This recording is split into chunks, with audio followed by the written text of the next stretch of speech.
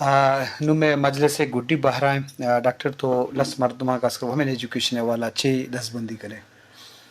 میں نے یہ دس بندی ہے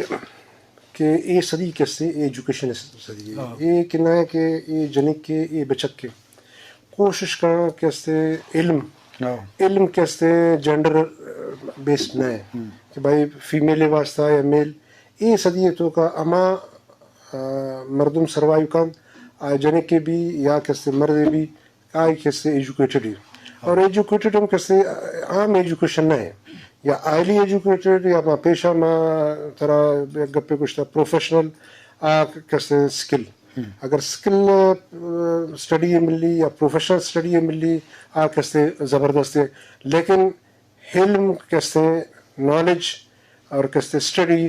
ہر دو واسطہ کیسے امپارٹنٹ ہے بعض جوان شدید برسرہ مختصر چیز ہے ایجوکیشن کے بارے میں کم گوشی چکے ٹائم سا کم مختصر ہے مطلب ایجوکیشن مطلب ماں ساری بھی پروگرام کو کہ ڈزنٹ مین کہ اونلی ریڈنگ اینڈ رائٹنگ جنی نے واسطے اسپیشلی